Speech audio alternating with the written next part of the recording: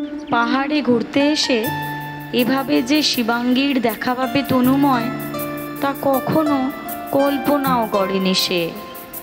শাড়ি পরা শিবাঙ্গী একটা পাথরের উপর মুখ ফিরিয়ে চুপচাপ বসেছিল। পেছন থেকে দেখেই চিনতে পেরেছে তনুময়।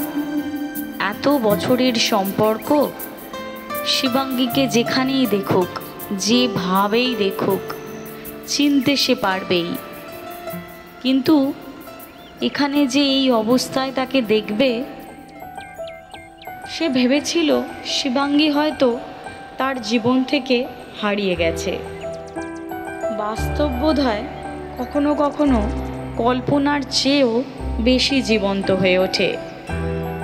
তাকে এখানে দেখে শিবাঙ্গীও যে বেশ খানিকটা অবাক হয়েছে, তা ওর মুখের ভাবেই স্পষ্ট। তনুময় ভেবেছিল কথা না বাড়িয়ে পিছন ফিরে রওনা দেবে। যে তাকে একদিন ছেড়ে এসেছে কোনো কথা না বলে, তার সঙ্গে কথা বাড়িয়ে কী লাভ?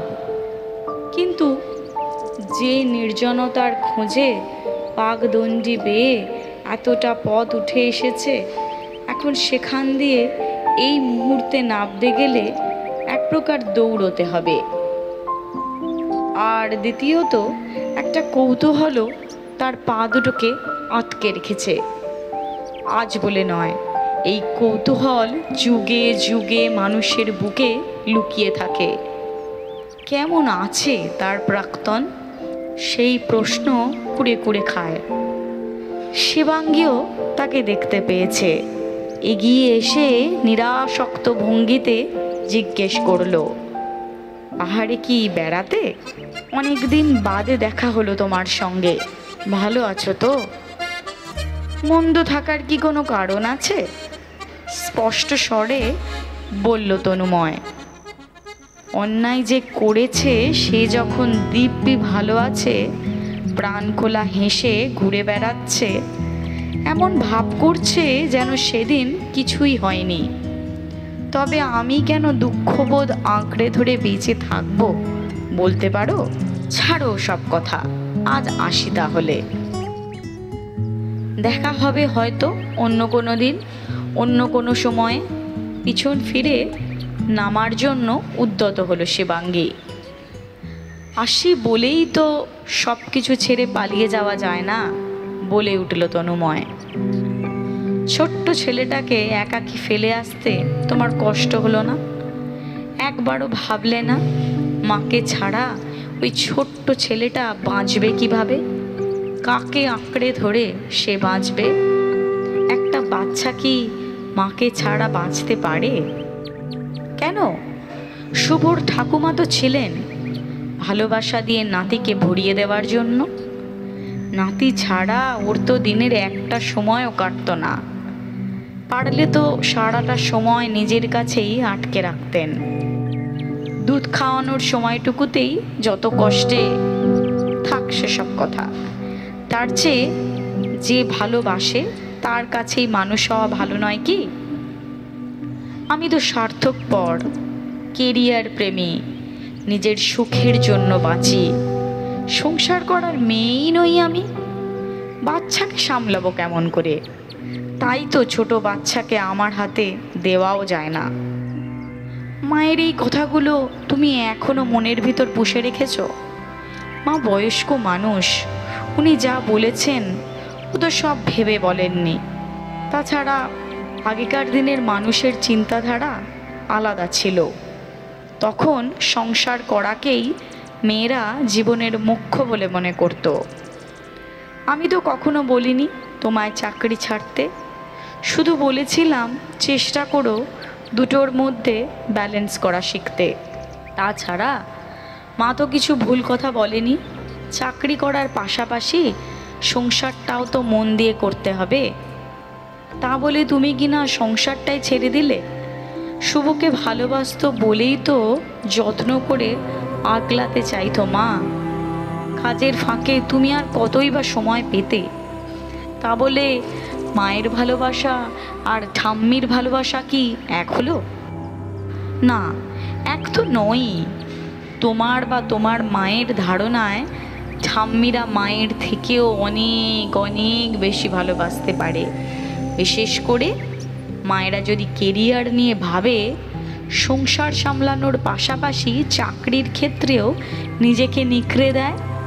ছাড়ো সব, বলো শুভ এখন কেমন আছে?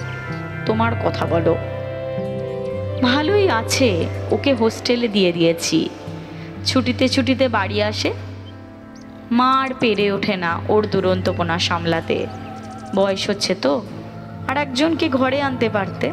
সাজানো ঘর তো ছিল তোমার। মায়ের পছন্দ মতো শান্ত, লক্ষ্মী, গৃহকর্ম নিপুণা একটা মেয়ে। একা হাতেই যে জুতো সেলাই থেকে চণ্ডীপাত অবধি সব সামলাতো। যার নিজের কোনো পছন্দ অপছন্দ থাকতো না। 24 ঘন্টার কোনো সময়ই সে বসে থাকতো না। সংসারের কাজে নিজেকে ব্যস্ত করে দিত। তোমার মা তো আমার কাছে এমন সার্ভিসই চেয়েছিলেন। মাকে নিয়ে কথা বলার সময় একটু কি সম্মান দিয়ে কথা বলা যায় না শিবাঙ্গী? যত যাই হোক, ওই মানুষটাই তো আমাকে জন্ম দিয়েছে। বিয়ে আমি করিনি, আর কখনো করবও না। একা মানুষ, দেখতে দেখতে ছেলে বড় হয়ে নিজের জীবন সাজিয়ে নেবে। আর রইল বাকি আমার কথা। হাত পা ছড়িয়ে নিজের মতো করে ঘুরে বেরিয়ে বাকি জীবনটা কাটিয়ে দেব। তুমি তো জানো আমি বিশ্বাস করি জন্ম মৃত্যুর মতো বিয়েটাও একবারই হয়, আর ভালোবাসাটাও। তোমায় ভালোবেসেছি, আমৃত্যু ভালোবাসবো। কেন শিবাঙ্গী, তুমি কি আমাকে আর ভালোবাসো না?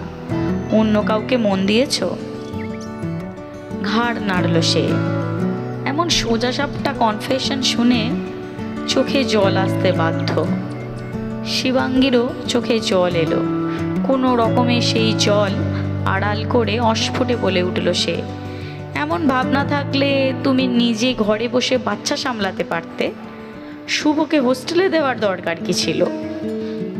তোমাদের তো আর টাকার অভাব নেই। কি উল্টোপাল্টা কথা বলছো শিবাঙ্গী? এখনো ফালতু তর্কের অভ্যাস গেল না তোমার? অফিস কাছারি ছেড়ে আমি সারাদিন ঘরে বসে বাচ্চা মানুষ করব? এখন বুঝি তোমার এই নারীবাদী কথাবার্তার জন্যই মা এত রেগে যেতেন। ভালো লাগলে অবশ্যই লাইক করুন, শেয়ার করুন, সাবস্ক্রাইব করুন। আপনাদের একটা লাইক, একটা শেয়ার আমাদের ভালো কাজ করার খিদে অনেকটা বাড়িয়ে দেয়। সব শেষে পাশের বেল আইকনে ক্লিক করতে যেন ভুলবেন না, তাহলে গল্প দেওয়ার সঙ্গে সঙ্গেই নোটিফিকেশন পৌঁছে যাবে আপনাদের কাছে। Stay tune.